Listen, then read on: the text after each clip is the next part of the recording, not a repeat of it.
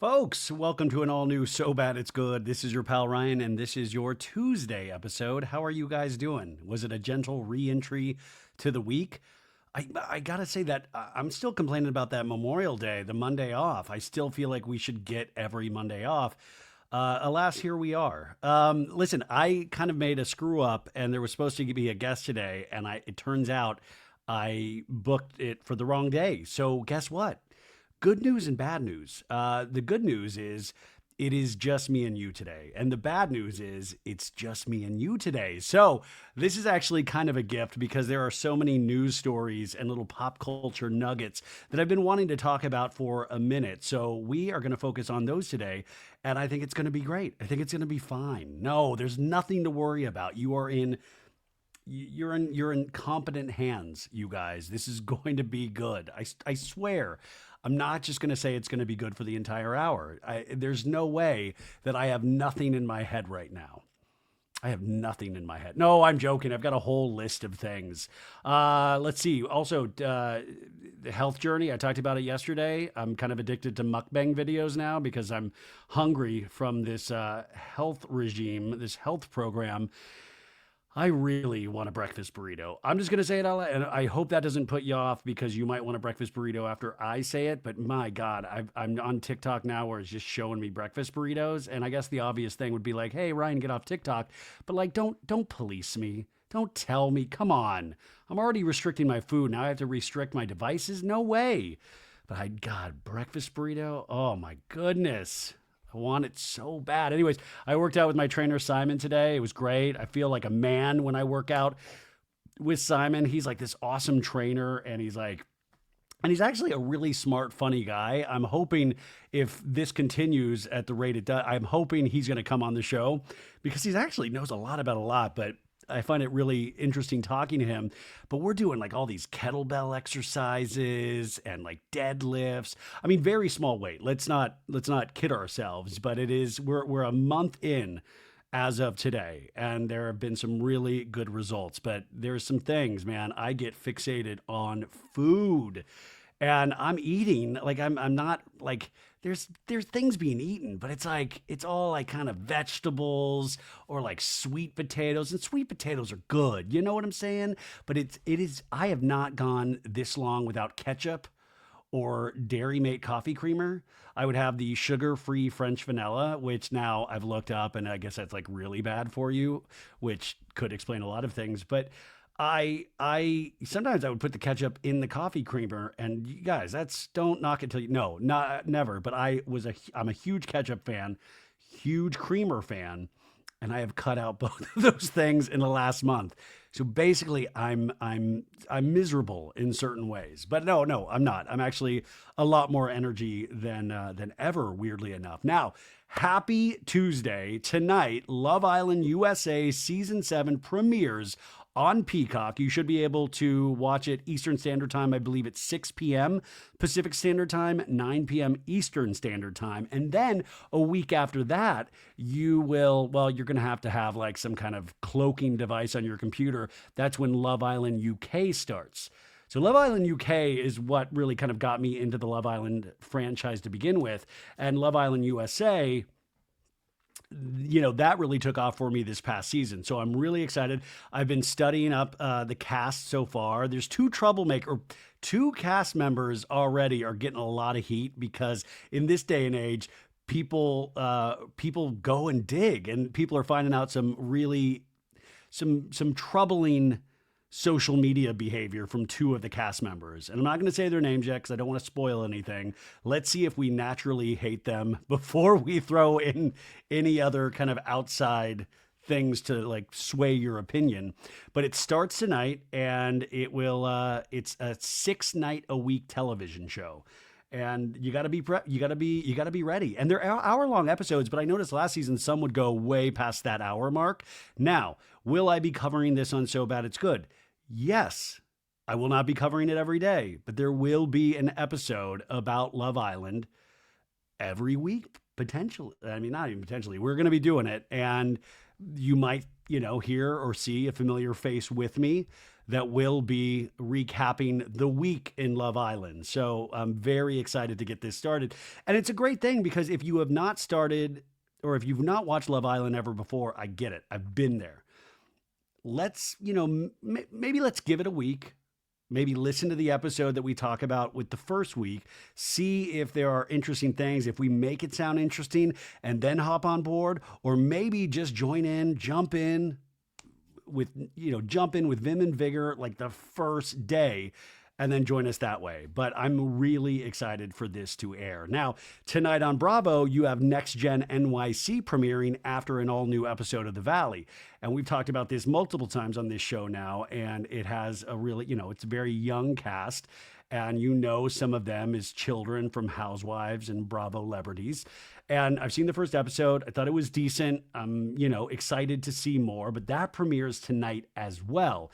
I want to talk about children in reality shows a little bit later in the show because I was turned on to this kind of really cool article that I wanted to go through with you guys. And I kind of find this interesting, and especially because it involves The Valley in a sense. I watched tonight's episode of The Valley, and I will say it is, I think, one of my favorite episodes of The Valley thus far. I'm also beginning to realize that my taste is sometimes a little left of center. So take that with a grain of salt in terms of me. But I think this was one of my favorite episodes. It has some humor that I laughed at, but also still insanely dark. And you're not out of the woods with that insanely dark until like the darkest part of this episode, I think, is at the very end. And I was slack-jawed. But there were a couple things that I was like rolling about just in terms of humor. I think it had it all, but I'm excited to hear what you guys think. The thing that I think is, everybody's like, I've seen some discourse of like, get Jax off this show. Like, I don't even want to talk about that. Like, that's up for them to decide. He doesn't make it easy to fight for him when you see his behavior on these shows. But the thing that I think is kind of sticking out to me is that I've said this before, you notice they're kids in a lot of the episodes. And we love Isabella, right? Hey, thanks for loving me, Ryan. It's you, Isabella. That's great. But then, you see Cruz and, Brittany obviously is going through a lot and Jax is going through a lot. And then we see Janet and Jason's child tomorrow, and they're talking about really intense things. And for some reason, that's the thing where you're like, you kind of question, you're like, this adds a lot to the show in a sense because it's so real. Like they truly are raising their kids. But then there's this other side of me that's like, yeah, but it is such a dark conversation. And also there's a strange cameraman or camera woman and producers in their home. Sometimes the kids are like, he doesn't look like he's doing too well. Maybe it's because there's a strange man in khakis with a 600-pound camera on his shoulder. Most kids don't even know what that is. Like that can be really probably very a bizarre experience for a child. And I was like, do we make the Valley rule or a Bravo rule in general of like no kids under a certain age on Bravo? And I know that sounds ridiculous. I know, I hear it coming out of my mouth, but it's just something that I thought today. And I was like, I don't know. For some reason, I think that's the thing that gets me the most is because you'll have these interpersonal squabbles. They can get really funny. They can get really scary. It's the whole gamut. And I'm game for that. Like, I don't want to interfere with any of those storylines because they're all consenting adults that signed up for this. Now, we have to then look back at all of the amazing pieces of footage we got from kids over the years. We're talking Gia waking up in the morning. We got Gia. We have, Kyle Richards' daughters we had little Portia running around. These are vital elements to the show in terms of like painting a full picture of their lives. But for some reason with The Valley, and maybe it's just I'm getting even softer in my old age, that's the thing that sometimes is sticking out. Watch tonight's episode of The Valley and let me know what you think. I'm going to talk about this on the Valley recap that we do on Thursday, but it was just something that I was like, wow, what is this like? And by the way, the article that I want to go through with you guys later is all about kids that grew up with reality television like John and Kate +8, Sister Wives, etc., right? So there's that. Okay, and in breaking news today, this is from a Deadline.com article. Tom Girardi, Erica Girardi's husband, yes, Erica Jane, sorry, they are still married. Tom Girardi will get sentenced to prison today. And he will get prison, the judge ruled, despite the dementia claims. So, a federal judge in downtown Los Angeles said today that she will sentence disgraced former legal heavyweight Tom Girardi, who was convicted last year of stealing $15 million from injured clients in a long-running Ponzi scheme, to prison rather than a treatment center for his age-related dementia. This man is 86 years old, you guys. Now, I believe in some ways that maybe there are elements of putting on a show or trying to show that he has dementia, but also the man does look sick. He looks very different than the Tom Girardi we knew, where he would always be like, I played with John Wayne as a kid. You know, he looks like there is a couple of screws loose, right? And they were fighting to get him in, or to keep him in, a treatment center. So the sentencing is today. Now, during a nearly 3-hour hearing, U.S. District Judge Josephine Staten heard testimony from 2 government medical experts and 2 defense witnesses. And she ultimately determined that the U.S. Bureau of Prisons can adequately house and care for the 85-year-old estranged husband of Erica Jane, despite his cognitive impairment. Now, this gets even crazier. In an unexpected moment, and get this, I said 86 earlier, he's 85 right now. He turns 86 today. He will be sentenced to prison for his crimes on his birthday at 86 years old. And it almost makes you think, man, the Chrisleys were on reality TV. Tom was on reality TV. Is Tom working towards a pardon? You know, if we're doing all the reality stars. But Tom Girardi took the stand today and exhibited both confusion about the past and awareness of his current surroundings in Los Angeles federal court. Now, asked by one of his attorneys, Sam Cross, if he had traveled recently, Girardi confidently responded that he had just crisscrossed the country, attending a meeting of the National Academy in New York with stops in Oklahoma, where he said he had a case in Buffalo, New York. Now, in fact, the reality of that is Girardi has been housed in the secure memory care section of an assisted living facility in Orange County for over 2 years, except for the 6 weeks he spent at the beginning of the year being psychologically evaluated at a federal facility in North Carolina. Asked where he lives, the ex-attorney said Pasadena, and told his attorney that after the hearing concludes, he will go to his law firm, Girardi Keese, which closed at least 5 years ago and is now in bankruptcy proceedings. But questioned about any current problems, he answered serious memory loss. So if they asked him something, he would say serious memory loss. The judge later seized on that statement as evidence that Girardi retained self-awareness and had not completely lost touch with reality. Wow. So if he had just really made up some outlandish lies, this is where it gets just sadly embarrassing. As he was leaving the witness stand, Girardi's trousers began to fall down and he quickly pulled them up, which Staten later said was another indication of his awareness that he was in a courtroom and could feel embarrassment. That is so dark. So the judge is saying if he had just let those trousers fly and just let them just fall to the ground, that would have actually helped put him in a memory care unit. In his argument, Cross asked the judge leave Girardi in the assisted living facility where he resides rather than send him to federal prison, where the level of care would not be adequate for his client's needs. We believe he is in need of specialized treatment.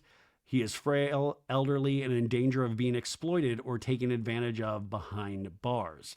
However, the judge said the testimony via video Monday from both a neurophysiologist and a BOP forensic psychologist, along with Girardi's own apparent self-awareness, helped convince her that Girardi can safely be sentenced at a BOP facility.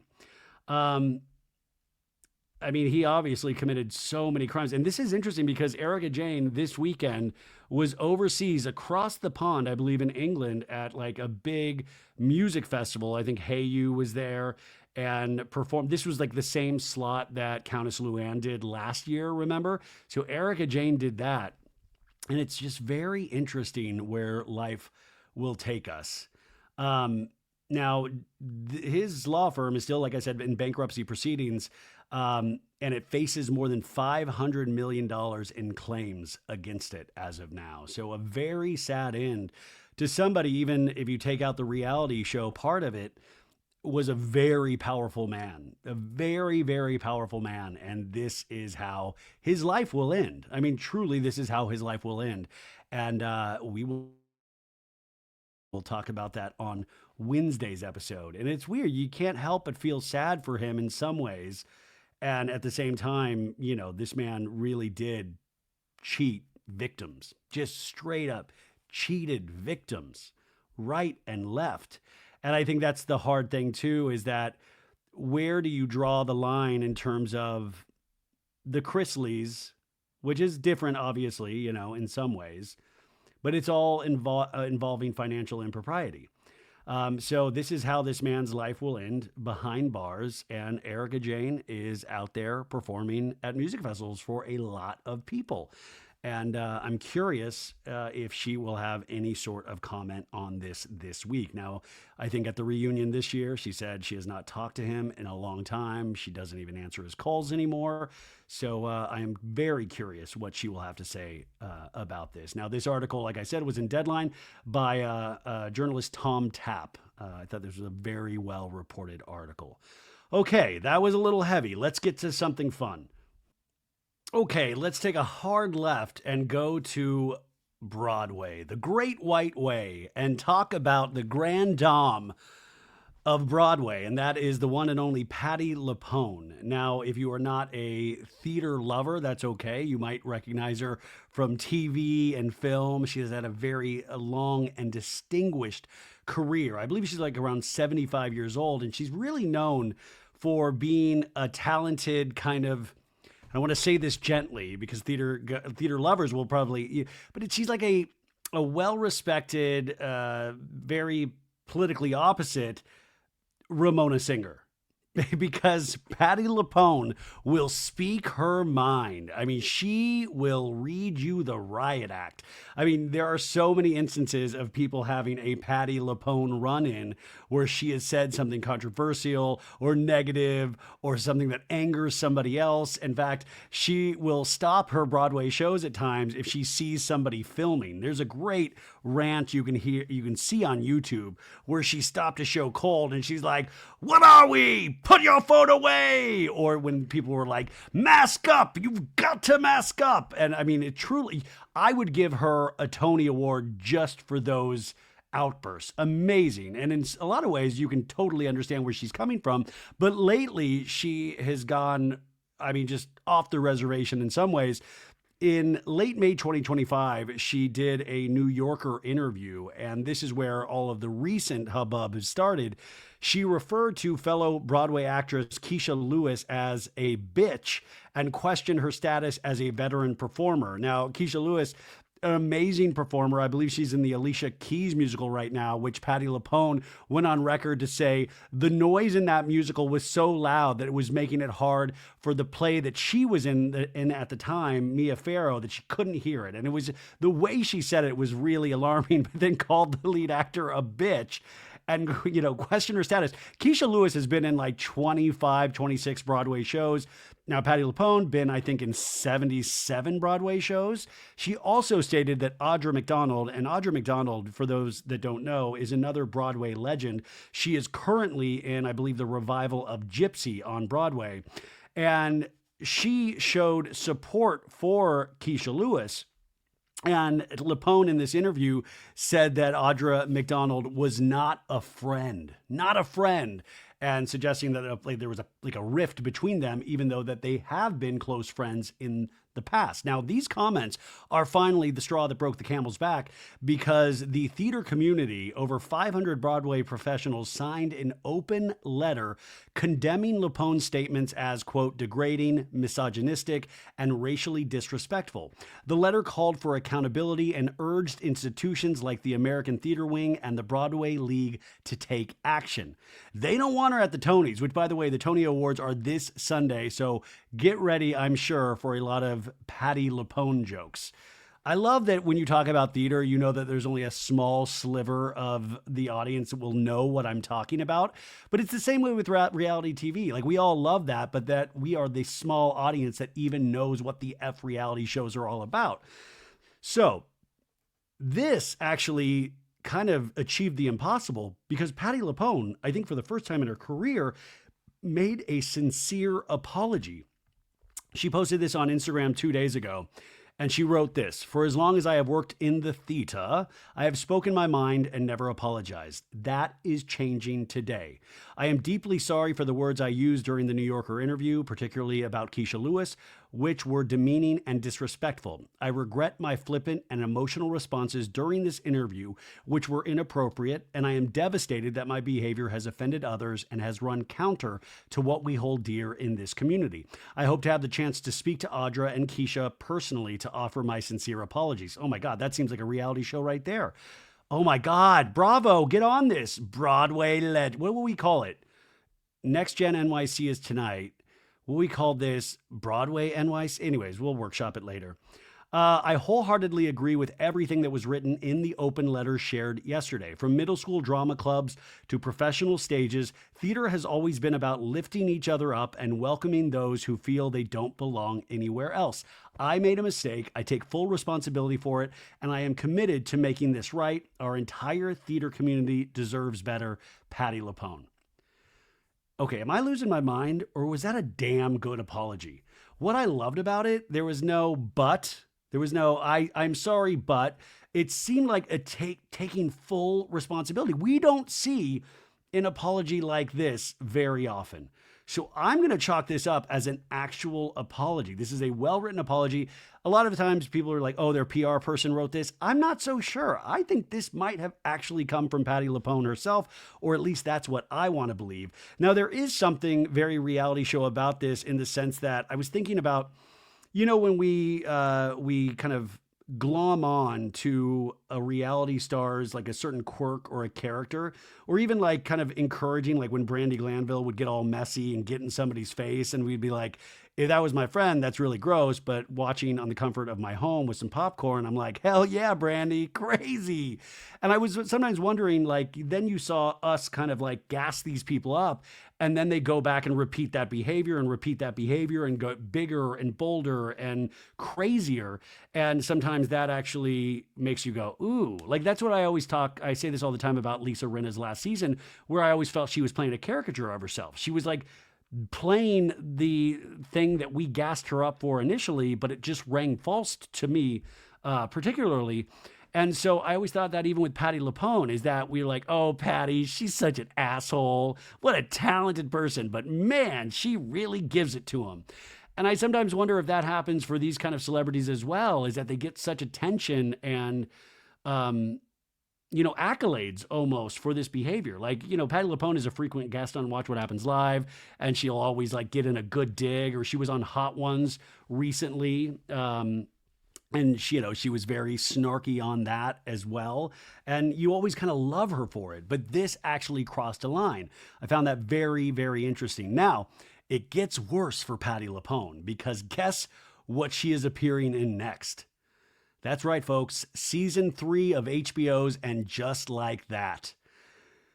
Yeah, it's not gonna get better for her this year, because she is on season, which, by the way, I am gonna be talking about more of And Just Like That on Wednesday's episode, because I want to go over this idea I have in my head, is that could you purposely make a bad show so that you will be taught? Like, it almost supposed to be so hard to make a good show that has like deep meaning that maybe it's easier just to make a bad show, because we're going to talk about it just as much. If it was a good show, we might even talk about it more if it was a bad show. It's kind of like that Mel Brooks, The Producers, if you ever saw that.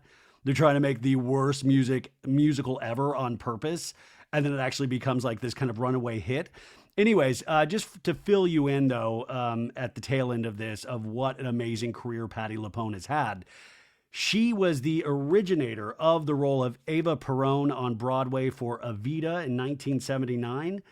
This, obviously, you might have seen the movie with Madonna. She actually originated this role. She won a Tony Award for Best Actress in a Musical in 1979. Then she did Les Mis in 1985. She portrayed Fantine in the original London cast, and she won the Olivier Award for Best Actress in a Musical. In 2008, she did a revival of Gypsy, and she starred as Mama Rose. She secured her second Tony Award for Best Actress in a Musical. Then in 2022, she did Stephen Sondheim's Company. She played Joanne in the gender-swapped Broadway revival. This won her third Tony Award, this time for Best Featured Actress in a Musical. And in television, I don't know, this is a deep cut. This is for the 80s kids out there. She was on the television show Life Goes On. Remember with Corky? Do you remember? There's only a few people that are going to know what that is. She's also been featured in multiple seasons of American Horror Story, which is kind of the working title in Just Like That, if you think about it. Now, get this. She is also one of the only people in the world that could get an EGOT in her lifetime if she gets the right the right film role. Like I said, she's won 3 Tonys, multiple nominations, and she's won 2 Grammy Awards for Best Classical Album and Best Opera Recording for Rise and Fall of the City of Mahogany. I'll have to check that out. Emmy, so you got the Emmy. Oh, wait.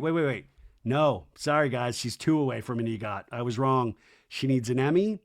She's probably not going to get that for In Just Like That. And she needs an Oscar. Emmy and an Oscar. So who knows? She probably still has time to do that. So we speak your name, Patti LuPone. We speak your name. Okay, let's move on to some podcasting news. This is actually sad news, even though it's not, it's not sad because of death or anything like this. This is just sad because somebody that I admire has made a decision to end his podcast.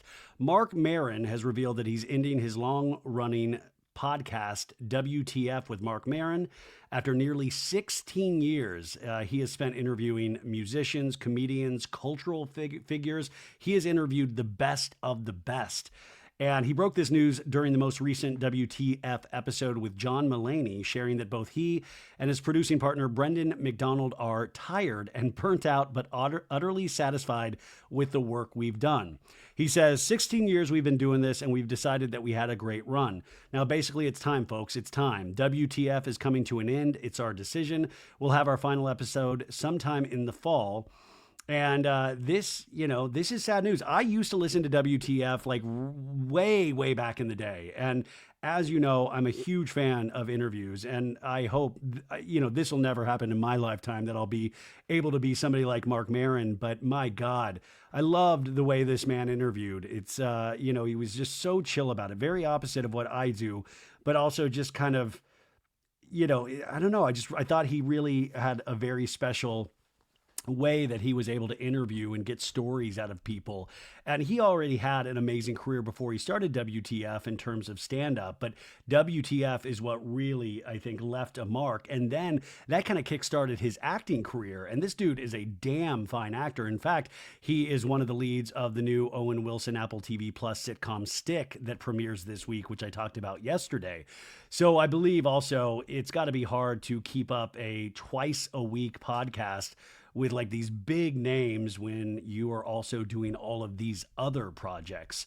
But I also just loved it because he was very himself. You know, how annoyed he was, with things and his little peccadillos. And, he was very open and honest about losing the love of his life recently. God, that's not even recently now. That's got to be 7 or 8 years ago. But I thought his ex is director Lynn Shelton, and he had this beautiful episode. He also had a great emotional interview with Robin Williams in 2010. I mean, there are so many interviews with him that I fell in love with, and I'm not sure why I didn't keep listening. But that's the weird thing with podcasting, right? You kind of pick these up. I'm sure there are listeners of this show that have started listening, stopped listening for a while, and have come back. I mean, that's just how it is with podcasting. And the other thing that I always find funny about Mark Maron was that when I would listen, he would open it with just kind of himself and, rambling. And that was the part that I disliked the most. And now I find myself, I do that every episode. I get told to stop doing that. And by the way, totally get it. That's what I didn't like when I would listen to Maron's podcast. And now I'm like, oh, I get it now. Now I kind of dig it. Which is weird too, because Stern back in the day, he would open with kind of rambling, and I really loved that ramble part. I've started listening to Stern again here and there on my walks if I don't have a book to listen to, and I don't love the opening as much as I used to. The Stern show has had so many changes. Stern will always be untouchable to me. Um, I mean, untouchable in terms of like, he is just so unique. But there's been so many changes to the Stern Show over the years. Like they got rid of Robin's news segment at the end. I mean, that show I remember back in the day when it would go 4 or 5 hours long every day. And now they're doing like 2.5, 3 hour episodes 3 times a week. And then he'll take month-long breaks. And I get it, dude. The dude's like nearing 70 years old, if not already there. And he's been doing this his entire life. His entire life. I mean, that dude has had a career. I know this is supposed to be about how amazing Mark Maron is, but we get distracted. I don't know. Stern is just one of those guys that you're just like, dude, how did he do it? And I wonder, because I think his contract's up in less than a year with Stern, and I do wonder if he will make a year extension, and that will be his last year, or he'll just go out at the end of this year. But it is weird because when you've done it all, what else can you do? And it's interesting because Stern always complains about the rise of podcasting. And he complains about that a lot recently, is that every schmuck with a microphone, myself I'm speaking about, but any of us, any schmuck, we can buy some home equipment and we can be on Apple Podcasts and Spotify. I could teach you how to do it within a couple hours. And by the way, I'm not going to teach you how to do it. I will not be doing that. No, no, no. I'm not one of those people that I do not have any wisdom to impart except that work hard and love what you do. But that was the thing, is that when you listen to long form interviews like Maron or Stern, that's where I would get in my head where I'd be like, well, I can do multiple hour episodes every day. Why can't I do that? And the conventional wisdom with podcasting, and that's why I always love radio or even WTF, was that you didn't have these restrictions trying to put it in a box, like a tight little, we're going to do a tight 40-minute show or 25-minute show. I like it. I think the human brain has so much to talk about. Like I have 8 billion things floating around in my head. But anyways, WTF with Mark Maron. I'll let you know as soon as I find out when in the fall that will end. But Mark Maron, we speak your name as well today. Very sad about that news. Okay, let's move to streaming services. Let's talk a second about Netflix. I mentioned this on Monday's episode that Netflix over the weekend did their big their to-doom event. That supposedly is the sound when you turn Netflix on. It goes to-doom. So they did a big event to show all of their wares at the Forum in Los Angeles, which, by the way, why was I not invited to this? Netflix, get on this, make the corrections. I'm ready to cover this, boots on the ground. But these were the major film and series announcements that came out this weekend. So I mentioned this on Monday, but Stranger Things, the final season, season 5, they will be releasing this in 3 parts. Volume 1, November 26th of 2025. Volume 2, December 25th of 2025. And the finale, December 31st, 2025. A lot of people are saying, whoa, aren't we going to be spending those days with family? Not if you're a lonely loser. Come on, lonely losers like us, we need things to do. I will, and by the way, and the other thing is, yeah, but also there is a moment at every holiday that you get sick of your family. And I always tell people, listen to this show when that happens, but maybe just turn on Stranger Things season 5, because I will be watching all of these day and date, I'm sure. Now, the details, just to remind you, because it's been a long time, 3 years since season 4 ended. It is set in the fall of 1987, and the story picks up 18 months after season 4 with the town of Hawkins under military quarantine, and 11 is hiding. 11 is in hiding. Obviously, what I keep talking about is all of these kids. They are working on their 401ks at this point. They started off as little baby children, and now, some of these dudes, they have deep baritone voices. I'm like, what are they? How are they going to explain how old these people are getting? I mean, 11. Anyways, so that's very exciting. I'm looking forward to that. Now, for fans of the first season of Wednesday, good news. Wednesday season two, part one of season two will be on August 6th of 2025, and part two will be released on September 3rd, 2025. Now, if you've noticed these part ones and volume twos and all that stuff, this is that kind of interesting thing where Netflix is really the streaming service that gave us binge watching. People might argue that, but I will argue against that. And they really started this with, I believe, dropping every episode of that first season of House of Cards with, Kevin Spacey. And we all ate that up. Remember House of Cards? That first season was so good. I believe David Fincher directed that premiere episode. And it was just like, whoa, wow, we can watch all of these at once. But now Netflix is kind of going, hey, maybe we'll just do drops. And that's what I'm begging Hulu to do for this next season of Secret Lives of Mormon Wives. We're already kind of like not talking about as much as we were, and it's only been a couple weeks.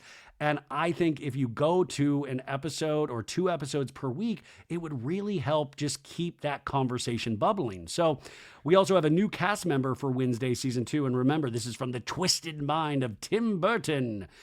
New cast member Lady Gaga joins as Professor Rosalind Rotwood, a mysterious teacher at Nevermore Academy. Now, they showed a 6-minute preview of this season, and they also had Lady Gaga come out and perform. She did Abracadabra. Jenna Ortega was on stage with her, so it's very exciting. I think Lady Gaga is a damn fine actor as well, and she's just magnetic in everything, even that Joker movie. So this next one, I'm really looking forward to this. This is another one. Squid Game season 1 got so much, that just was an astounding hit worldwide, not just here, worldwide.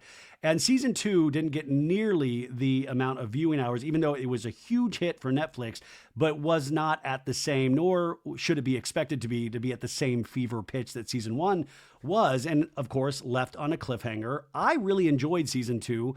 A lot of people hated season 2. And that's another thing where I just realized we all have different tastes. Whatever floats your boat. And this floated my boat. So the season 3 of Squid Game gets released June 27th. Guys, what month are we in now? Are we in May? No, we are in June. In fact, it's about to be June 3rd. This is about midnight on Monday. So wow, 3rd, let's do the math here. So June 27th, June 3rd, we carry the 1. 24 days. We got 24 days till Squid Game season 3. And they teased a bunch of highlights. You can find the trailer that they released online, and new deadly challenges and a confrontation between Ji-hoon and the unmasked frontman were teased. Now, to go over to movies, and this is hard because Netflix is one of it's the biggest in the game. And they not only make TV shows now, but they make movies. And Tom Cruise, by the way, he is just such a boner for the in-theater experience, which I love Tom Cruise for. But Tom Cruise must hate Netflix's guts because sometimes they really, truly ruin that live experience because they're like, fuck it, we'll give $200 million to make a movie and we'll just put it up on our service. And that's what they're doing with Guillermo del Toro's Frankenstein. That's right, the Frankenstein story is being told once again, but this time, Guillermo del Toro is one of the best filmmakers alive. Pan's Labyrinth, oh my God, what an amazing film. The Shape of Water, so many amazing films, and they debuted the trailer. It is Oscar Isaac in the role of Dr. Victor Frankenstein and Jacob Elordi. Yeah, Jacob Elordi from Saltburn and Euphoria. He is playing the monster Wow, this is the first time where Frankenstein has like a six-pack and is just unquestionably hot. And Mia Goth is playing Elizabeth. Mia Goth was in all those, the 3 Pearl horror films that A24 did. A really, really good actor. And this is set to premiere in November of 2025, but we don't have an exact release date. On the movie front, we have the 3rd film out of the Knives Out mysteries. So there was the Knives Out, the original one, and Knives Out 2, a couple years ago, right, with Edward Norton. And now we have Wake Up Dead Man, a Knives Out mystery premiering December 12th, 2025. This will feature Daniel Craig again as Benoit Blanc, the detective. And they had a little teaser for this. And Ryan Johnson is the filmmaker behind this whole series. And I don't think we're going to end at just three. This is one they're going to keep churning out. And hopefully they retain the same quality. I thought both films have been amazing so far. Now, this one is something that touches me in my little childhood memories. That sounds weird, guys. Let's just take that back. It doesn't touch me anywhere in my it just touches me in my young adult feels. Is that we have Happy Gilmore 2, which will be premiering on Netflix July 25th. So that's, I can't even do the math right now, but if you take that, I mean, we're near July 25th. Adam Sandler's film, the original, came out, what, in 1995? 1995, Netflix gave him the green light to make Happy Gilmore 2. Adam Sandler has a very strong relationship with Netflix. They've let him make a lot of shitty films on their platform. I'm saying that half joking, but Adam Sandler, a genius. But Happy Gilmore 2, the trailer, very funny. It relies on a lot of callback jokes from the original film, and I can quote that original film. By the way, my favorite little parts of Happy Gilmore are with Ben Stiller as his grandma's in the facility, and he's like, he has the big handlebar mustache, and he's like, "Tremendous looking trophy, Mr. Gilmore." And then Adam's like, he gives him $1 and he's like, "I'm going to give you this to take extra special care of that lady in there." And Ben Stiller's like, "You know what? I'm going to take extra special care of that little lady in there for free. Thank you, bud." And then Adam Sandler leaves, and the grandma's like, "Can I get a blanket?" And he's like, "You will go to sleep or I will put you to sleep." And she's like, he's having all the old people knit things for him.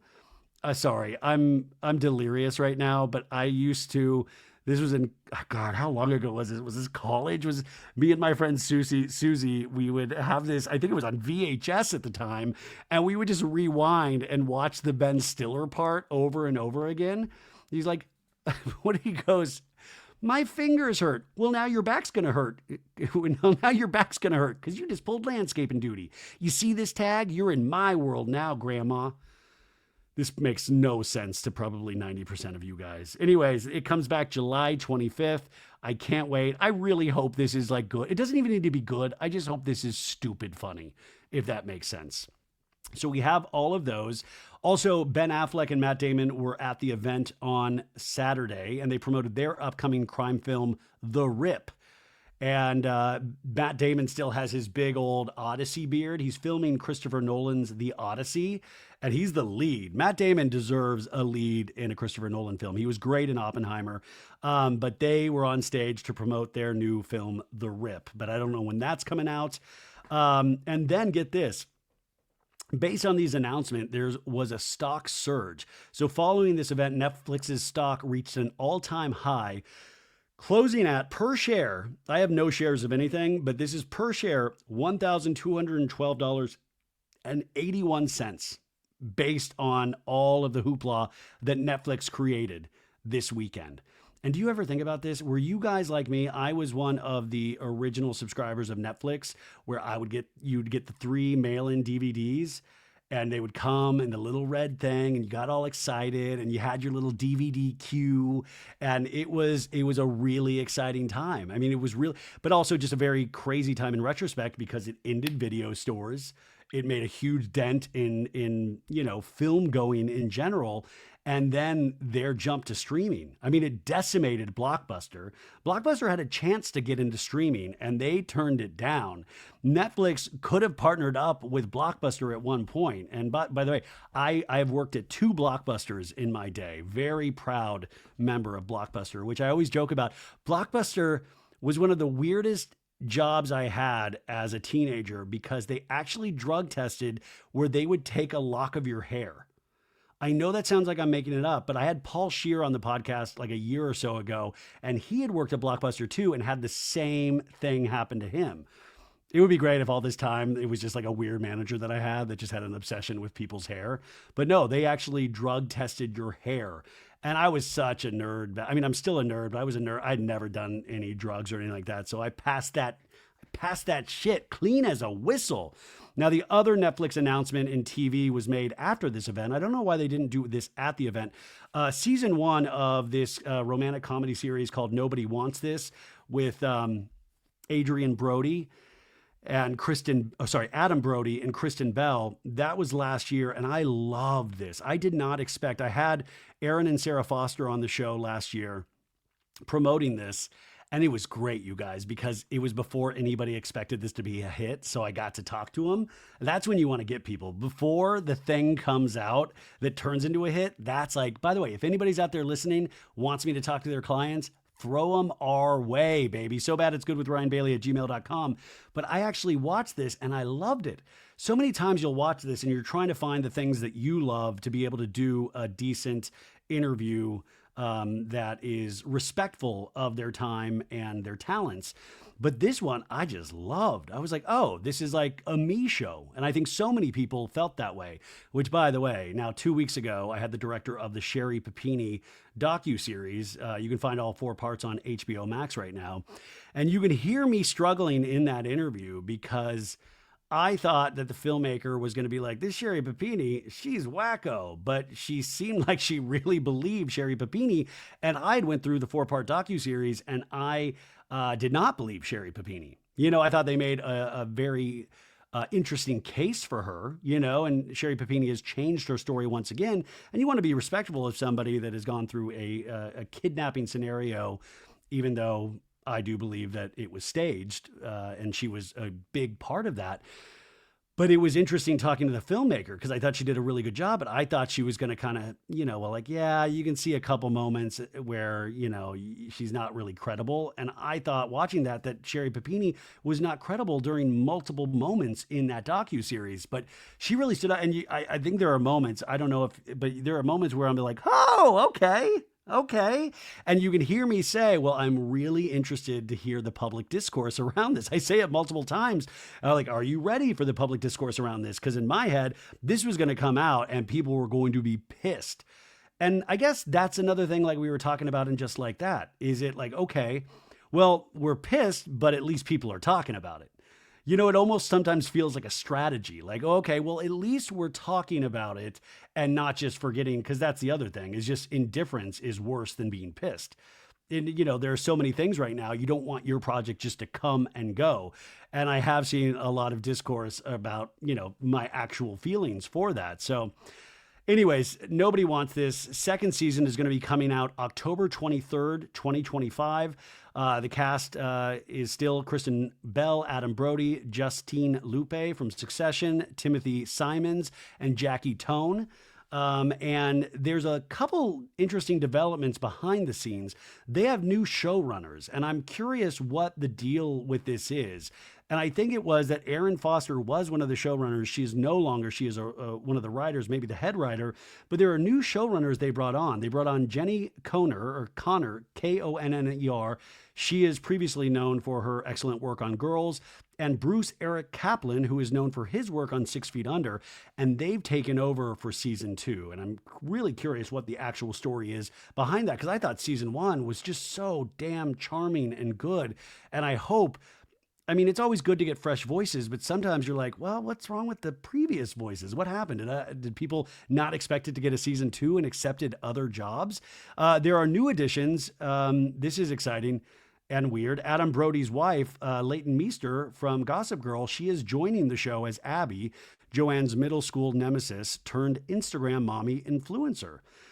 So we have a new character. That's really it. And know what's really cool about that is that Adam and Leighton, with the Los Angeles fires in January, they lost their house. They lost their home. And so it is great that hopefully they're both getting a win here. So if you have not seen Nobody Wants This, I highly, highly recommend. So that is our streaming service news of the day. Okay, a couple more things for you today. I mean, by the way, now I feel great. I feel like I could go 3 hours, but yeah, let's try to wrap this up. Teddy Mellencamp has a new guy, you guys. Now, the Daily Mail the paper of note, which by the way, they put this as an exclusive article, and I refuse to pay the Daily Mail $1.99 a month to get their exclusive articles. I will not be supporting the Daily Mail through a paywall, so I went and tried to find the information another way, and it turns out you can find this information another way. So this is from yahoo.com. And they say that Teddy Mellencamp sparks romance rumors after cozy outing with mystery man. And they have photographs of her with this mystery man who an insider confirmed to be her new boyfriend. This was on Sunday in Encino. Mellencamp was seen sharing affectionate moments with a new unidentified man. God, the paparazzi that are out there, I mean, just perverts, just looking for Teddy to be kissing somebody.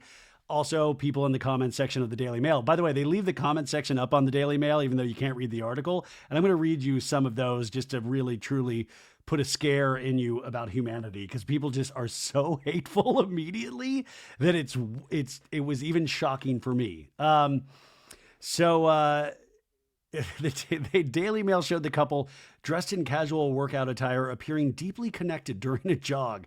I'm not ever deeply connected during a jog, with the man wrapping his arms around Mellencamp and planting a kiss on her cheek. Ooh, naughty.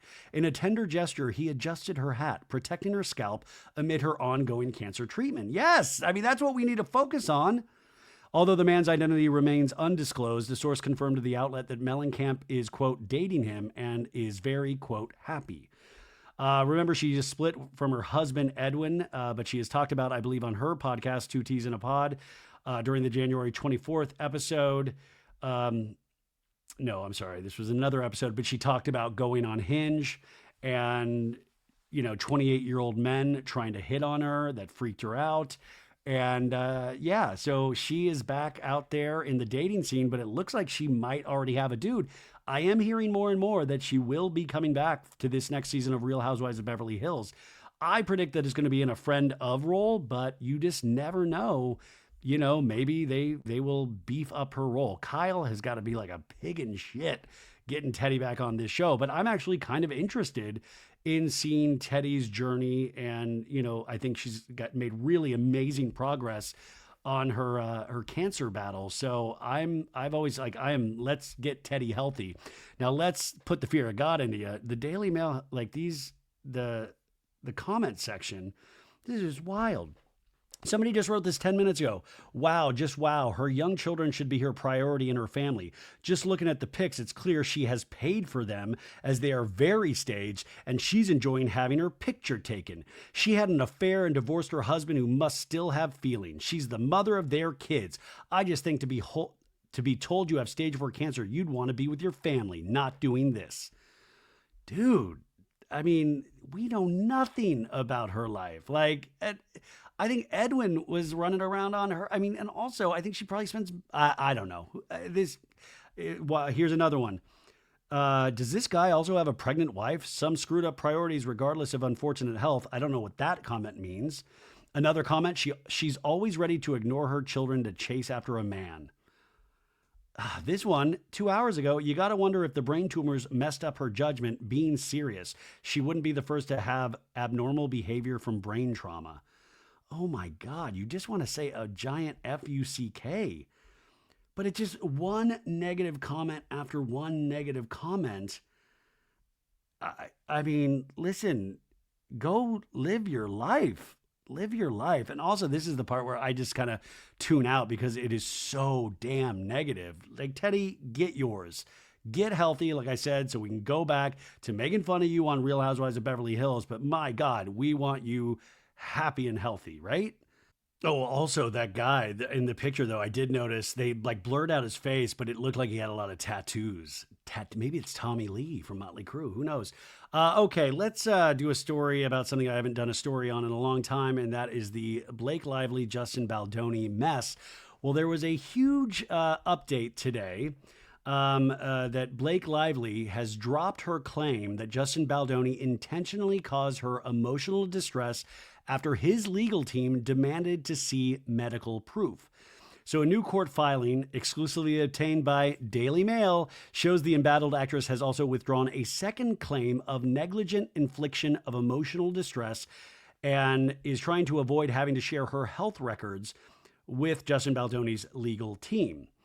Um, so the article says there was a sting in the tail for Baldoni, who now has two fewer claims to defend himself from after the actress demanded to drop the claims without prejudice, meaning they could be refiled. So that's weird. It seems like she wants it two ways. If you're going to drop claims, drop the claims. Don't drop the claims and then potentially refile them at another time.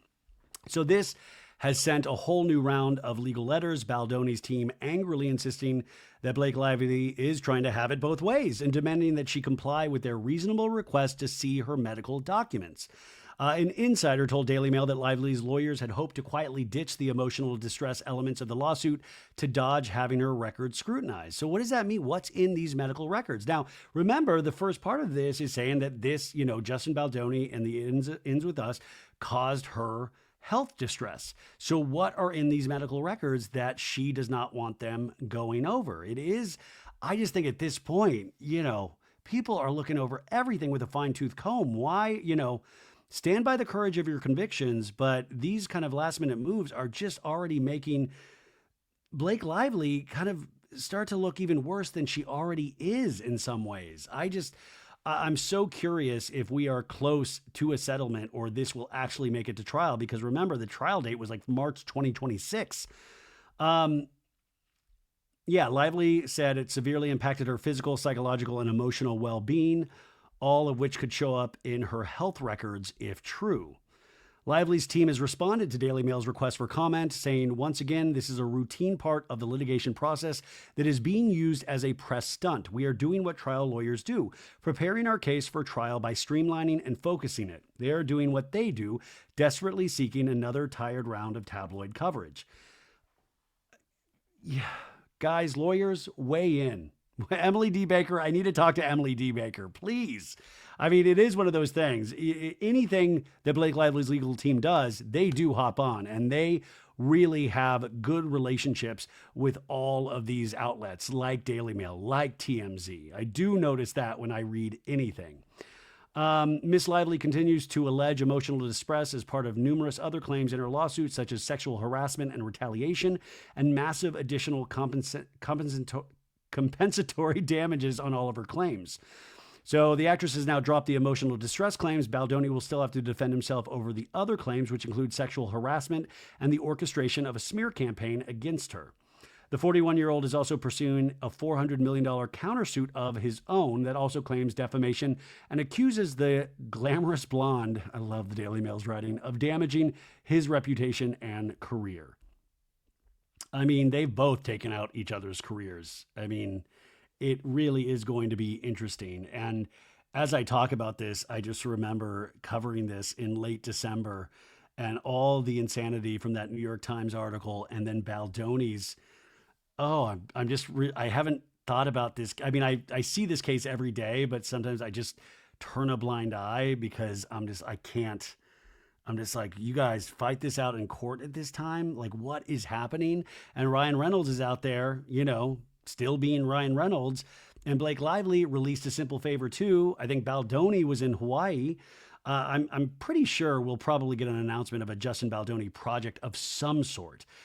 Who knows? But that just happened today. So another legal filing, but this time dropping 2 of the claims against Justin Baldoni.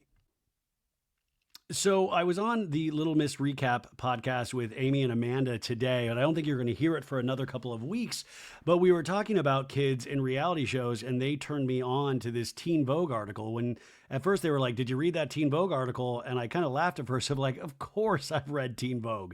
But they were serious. They said, read this article. And the headline is, From John and Kate +8's Hannah Gosselin to Sister Wives Gwendolyn Brown, the kids of reality TV stars didn't choose this life, but they do it all again. And this is by journalist Fortisa Latifi. This was an article that came out May 14th, a couple weeks ago. And it talks about all of these reality show kids. Now, remember, John and Kate +8 was a huge show on TLC. I used to love this show. I even bought the John and Kate book, Multiple Blessings. That was a Christmas gift of mine one year. That's how into them I was. And this is the John and Kate plus eight story is wild because when that separation happened, and then John Gosling, remember he started wearing a lot of Ed Hardy and smoking Marlboro Lights and drinking Red Bull vodkas on like boats with like Christian Adagier, like who that one designer. It was like a wild time. He was dating that tabloid reporter, right? That also went out with Michael Lohan, if I'm not mistaken. It was just a very, you just did like, they had 8 kids and Kate Gosselin would boss John around and all of a sudden, like they got a little like famous. And then John was like, I am miserable and went out and was like on Rumspringa. And you're all of a sudden you're like, what the fuck? Anyways, Hannah Gosselin is one of the Gosselin kids, and she's talking about in this article her memories from childhood and talking about the film crew being always there. And this show, it was the most watched episode of, I guess, which netted more than 10 million viewers, which revolved around Gosling, now 21, and her 7 siblings, made up of a set of sextuplets and a set of twins. For a time, the film crew even lived above the family's garage in a detached apartment. It wasn't until Gosling and her siblings went to elementary school and paparazzi showed up at the bus stop to capture footage that she realized other kids weren't constantly followed by film crews. Also, just to think, at one point, 10 million people were watching John and Kate plus 8, and it just shows how streaming services has brought everything down because there's so many different little subculture categories that people watch. So, I mean, 10 million in reality television nowadays is unheard of.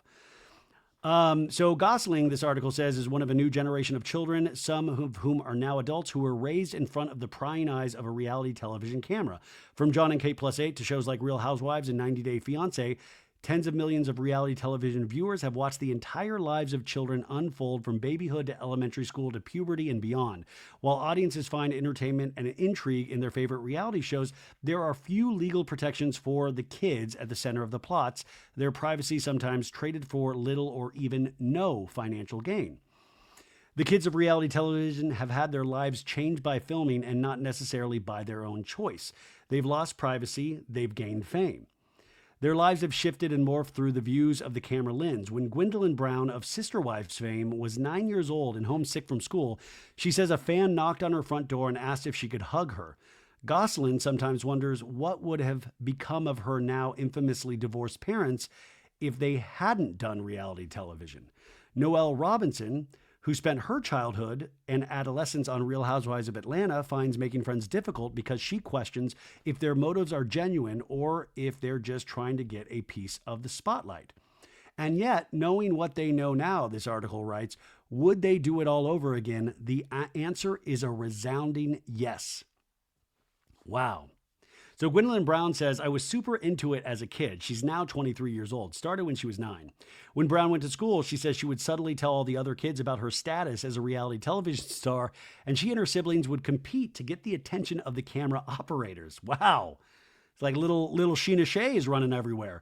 Brown considered the film crew to be her new uncles, and the show lifted her family out of what she called a poverty situation. Which, by the way, did you watch the tell-all of Sister Wives on Sunday night? This Cody Brown, when he was like, Vaya con Dios. What a weirdo. She says, we just got thrown into fame and thrown into money, and I stopped wanting and needing things. Life is a lot easier for a kid that's not going hungry. It was quite a blessing initially. It was later when Brown was trudging through the muck of puberty while filming that her view of reality television was a blessing became blurred. Brown knew someone was always watching, and it left her feeling stifled. I couldn't have a hard day, she says. There wasn't a lot of privacy. Though she had a bedroom where cameras were not allowed, Brown recalls many times when it felt like she was under a microscope. Once, Brown remembers she was angry at one of the moms and slipped out of the house to get some space. She had just let out a yell of exasperation when she noticed the camera watching her. I was so embarrassed, she remembers, having been caught in the moment of teenage angst. She was worried producers would include her yell onto the show, but it didn't make the cut. A small mercy. Quote, all that anger and all that publicity, and oftentimes I even wanted to be angry on camera. I think there were a few times I probably was. Even if as a kid you want attention, you can look back at at it as an adult and be like, that poor kid, also poor me now. Of course, there are times when Brown was glad the cameras were there, like family vacations. She says getting to watch those back is actually fun. The cameras also captured the hard times. In 2021, Brown's mom, Christine, divorced her father, Cody, starting almost a chain reaction that resulted in 3 of Cody Brown's 4 wives leaving him. Yes, folks, get on the sister wives train now. Once a polygamy evangelist, Cody Brown now talks about being a monogamist. Small miracles. Committing to his one wife, Sob and Robin. In Gwendolyn's view, the divorce was bound to happen, cameras or not. Quote, I felt like they should have divorced for a while. I remember that one time as a kid, I saw them arguing, and my first thought was, I hope they get a divorce. What kid thinks that, right? I don't know. I think that might be more common than she thinks. In retrospect, Brown thinks her parents made the best decision they could. She doesn't think growing up on camera is the best idea, but she also enjoyed parts of it. Now it's sort of an ebb and flow. Her feelings about being filmed continue to evolve. Quote, I'm growing a bigger dislike for it. And in the past, it was like, this is my normal, she says. But now it's like, this does not have to be my normal, and it's weird. Now we go to Aniko and Aspen. And if you don't know them, you are not familiar with the 90 Day Fiancé universe. Now, Aniko, 20, and Aspen, 19, are daughters of reality star Darcy Silva, who has been part of the 90 Day Fiancé universe. And one specifically about Silva and her twin called Darcy and Stacy. This is a spin-off series. And they can relate to the lack of privacy Brown describes. A simple Google search pulls up a clip of their mother giving them the sex talk. Quote, did they teach you how to put a condom on a banana? Silva asks as Aniko and Aspen cover their eyes. Quote, that's such a weird moment, but also viewers love that stuff, Aspen says. I still think about that scene a lot, Aniko says, and I can't watch that scene because I hate the way my hair looks in the back. I mean, yeah, think about even the psychological impact. Just think about the impact on how you feel about your body and your face. I mean, my God. The sisters were around 10 and 12 when their mother first appeared on reality TV. And she was trying, Darcy was trying to nurture this relationship with this dude abroad. Quote, it was always her biggest dream to be on TV, Aniko said. We always knew that. She was like, girls, I did it. Years before Silva was actually on TV, the family tried their hand at what Aniko described as a Kardashian-style reality show called The Twin Life. It didn't make it to air. At first, Aniko and Aspen thought filming was simultaneously boring and sort of cool, but once the initial shimmer of being on TV wore off, Aspen says it actually felt kind of strange. Quote, over time, it felt weird. When you're younger like that, you don't imagine yourself and your life on TV and with cameras in your face. You have no clue what's going on. You don't know if you can be yourself or what you should say. It's definitely weird. Like Brown, they describe a roller coaster of feelings about having their young lives documented. At first, fun, exciting, and then uncomfortable. The awareness that someone, if not a large swath of America, is always watching even in your worst moments. And by the way, especially in your worst moments. Then that awareness fades, cameras become second nature, and the cycle repeats. And for Aniko and Aspen, being on TV meant opening up their personal lives, not just to the world, but even more intimately to their community. The pair grew up in and were largely filmed in Middleton, Connecticut, a city of about 47,000 people that felt much more like a small town for the sisters. Quote, there's been so many moments where filming both affected me and Annie because, first of all, our whole life was on TV for kids to see our age, for parents to see. Especially living in a small town, I think it really affected us because it's all our personal business aired online. Though it's been hard to face the judgments of viewers over their mother's love life, the sisters like being able to watch their lives back. Quote, we just see ourselves growing up over time. Aspen says, over a recent break from college, they sat around with their friends and watched old episodes. Oh my God. Imagine being stoned in college and watching with Aniko and Aspen. Oh, but sometimes the sisters find themselves questioning the motives of possible new friends and romantic interests. Are they interested in Aniko and Aspen themselves or in the possibility of being featured on reality television? Can a new partner handle meeting their mom, who the sisters say can be overwhelming? Will the glitter that prospective friends imagine comes with being on TV not turn out to be gold? Now we go to Noelle Robinson, who is now at the age of 25. This is Cynthia Bailey's daughter. Big fans of Cynthia Bailey over here. And she started on Real Housewives of Atlanta at the age of 8. She says that as a reality star, it's harder to make friends and navigate the waters of dating. Quote, there are repercussions of being on television. I think it did make me a lot more closed off and not as trusting. People like to be around celebrity. There's just so many things you have to be vigilant for. She says she was born into fame, though Robinson would have had some of these considerations whether or not her mom went on reality TV. The Bravo show added another layer of visibility. Filming has even changed the milestone moments of her life, like her Sweet 16 birthday party, which she felt was stilted by the presence of the cameras. I wasn't really able to just have fun and relax with the cameras there. A few years later, when Robinson headed to college, the cameras followed. It's, quote, it's something that I would have rather not shown because when you're rolling into a university with huge camera crews, it is obviously going to alter your social experience. I never really felt like I got a fair shot to even see if college was right for me or not. She completed 2 semesters at Howard University and never returned. But if not for the show, Robinson wouldn't have had the chance to provide meaningful representation. This is interesting. In 2019, she came out as sexually fluid on Atlanta in a touching conversation with her mom. Showing that conversation and being open about her identity was important to Robinson. She says she wanted to write her own story rather than having her sexuality speculated about. Kyle, we're looking at you. About if she were seen out on a date. So coming out was important in allowing her to explore freely. But she also knew it was a chance to model LGBTQ acceptance both for her peers and for parents who might be struggling with their child's sexuality.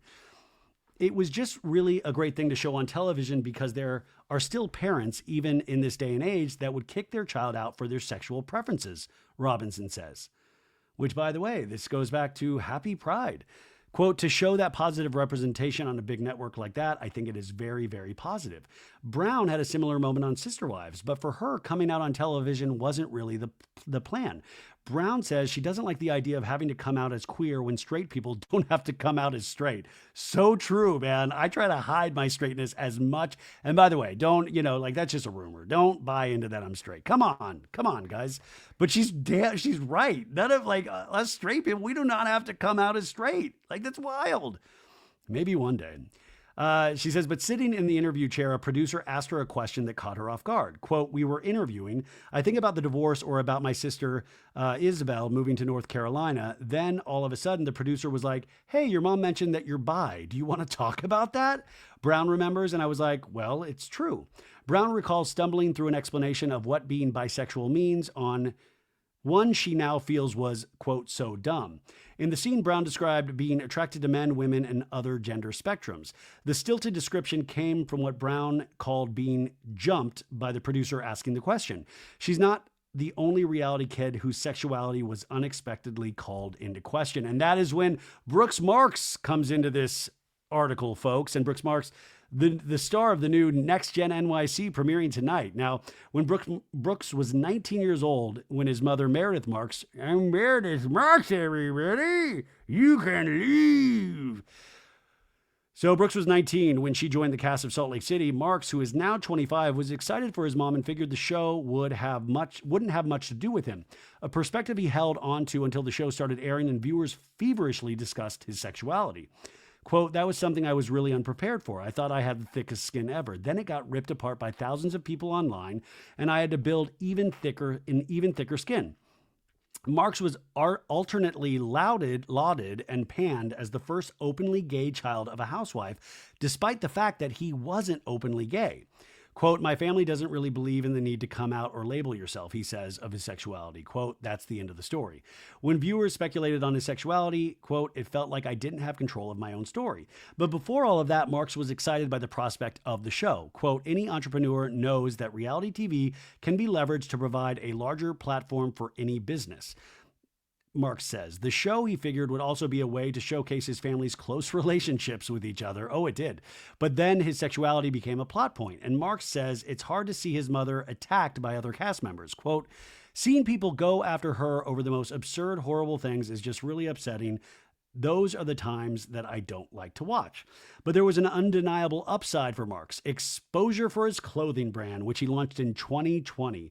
He found himself split by the experience of being on reality TV. On one hand, his business was doing the best it had ever done, in part because of the success of his show. On the other hand, he was an emotional wreck, suffering from extreme anxiety. Seeing his mom attacked on the show by commenters and facing his own social media trolls put Marks on edge. Quote, I would just disassociate from everything in terms of what was causing my anxiety. I was having breakdowns every so often, and I just felt extremely overwhelmed, he says, joking that his mom's publicist essentially turned into his therapist.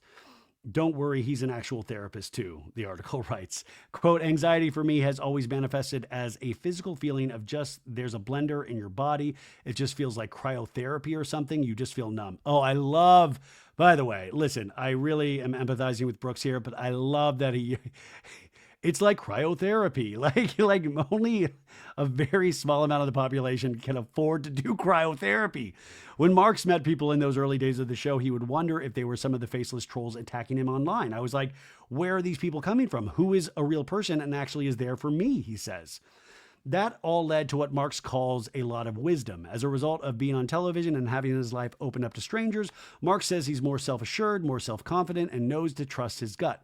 He says the show has strengthened his relationship with his family, and it's recorded a lot of their good times. His business benefited hugely, he says, and he plans to keep the momentum that being on the show gave him going, using the show as a springboard into his own independent success. He's filming a show with children of reality stars called Next Gen NYC about them forging their own path in the big city. So that is Brooks Marks' portion of this. And then we get to finally Hannah Gosselin. Back to Hannah.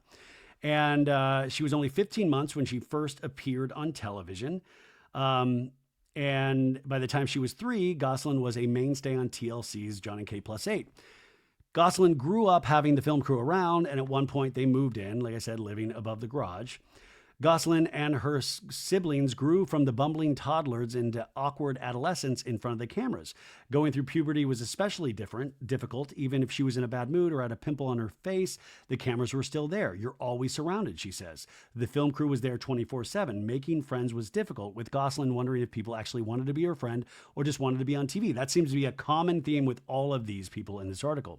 She watched as her parents' relationship, which ended in divorce, splashed on tabloid covers, appeared to be changed by filming. Quote, filming made my siblings and I closer to each other, even though it made my parents further from each other. It's hard to go back and watch my parents argue. This is what I always talk about, even with like The Valley. You'll see tomorrow night, or tonight's episode, you're just like, what, is it worth it, man? Is it worth it? The cameras were almost always there, catching arguments, makeups, and everything in between. After school, the cameras filmed the kids until late at night. In the morning, they were there again, capturing the chaos of getting 8 kids to school on time. School mornings are stressful as it is, Gosselin says, with the presence of the cameras only exacerbating the race to get lunches packed and breakfast eaten. There were moments where she wishes the cameras were not there. In the face of these cameras, Gosselin and her siblings found loopholes to the constant filming, like when they realized that footage couldn't be used if they said a name brand because of trademark and product placement issues. If the siblings ever wanted to say something that they didn't want to end up on TV, one of them would say a brand name over and over while the other did or said whatever they wanted. Eventually, the crew caught on and told them to stop. This is the Goslings invented bravo, bravo, fucking bravo, Denise Richards' line to stop filming. This started with the Gosling kids. The child labor laws in Pennsylvania were changed, in part as a result of the Gosling kids' involvement in filming, resulting in legal and financial protections for child actors and reality stars that left Hannah with enough money to pay for about half of her college education. In return, she and her family members have become tabloid fixtures, with the most innocuous of sibling hangouts making headlines. I still see their name pop up, yeah. Minors on reality television are largely unprotected legally. The laws that protect the earnings of child actors largely don't apply to children featured on reality shows, right? The Coogan Law is all about film, right? And TV, an issue which was exemplified by the publication of Jill Duggar's memoir, Counting the Cost, in which the reality star recounted her experience of allegedly being paid only $175,000 for 13 years of filming for the family's reality show. The lack of legal protections leave reality kids in a vulnerable position in which it's often up to their parents to choose to pay them for their labor. Quote, the network only paid the parents, Gwendolyn Brown says. I'm not sure if they did or didn't expect the parents to pay us kids, but we weren't paid. In later years, Ms. Brown said her mother decided to pay her kids a certain amount per day or half day of camera time. She's not sure exactly how much she was paid, though she adds it certainly hasn't been a fair share. A spokesperson from TLC said the network doesn't discuss specific talent agreements, but that compensation is handled in accordance with the contractual commitments and applicable labor laws and regulations.